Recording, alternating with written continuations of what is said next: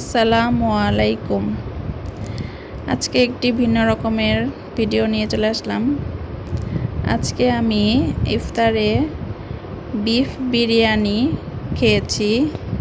খুবই মজার এবং টেস্টি একটি বিরিয়ানি ছিল। আমাদের এখানে মসজিদে বিরিয়ানিটা দেওয়া হয়েছে সবে কদরের জন্য।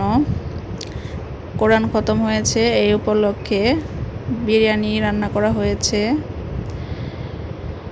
তো একসাথে অনেকগুলো বিরিয়ানি রান্না করা হয়েছে, তবে বিরিয়ানির টেস্টটা খুব ভালো হয়েছে। আমি এখানে প্লেটে কিছু বিরিয়ানি নিয়ে নিয়েছি। তো বিরিয়ানি তো আমি এখানে আলু ছিল, আলুর সাথে আমি বিরিয়ানিতে খাওয়ার জন্য টমেটো, সাথে কাঁচামরিচ, পেঁয়াজ এবং হালকা লবণ আর লেবুর রস দিয়ে একটি সালাদ তৈরি করে নিয়েছি। এই সালাদটা বিরিয়ানি বা পোলাও যে কোনো খাবারের সাথে, এমনকি ভাতের সাথেও খুব মজা লাগে খেতে। সবসময় আমি ভাতের সাথে সালাদ এবং আমার কাঁচামরিচ তো থাকবেই।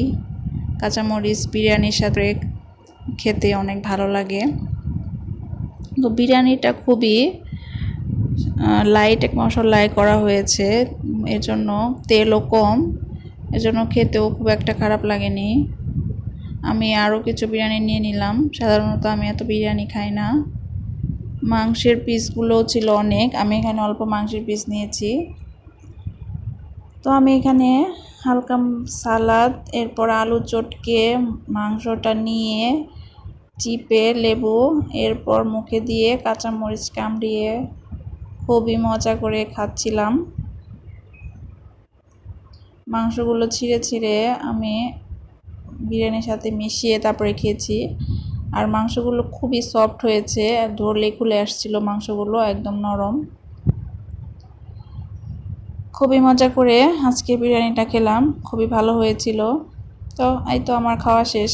আল্লাহ হাফেজ।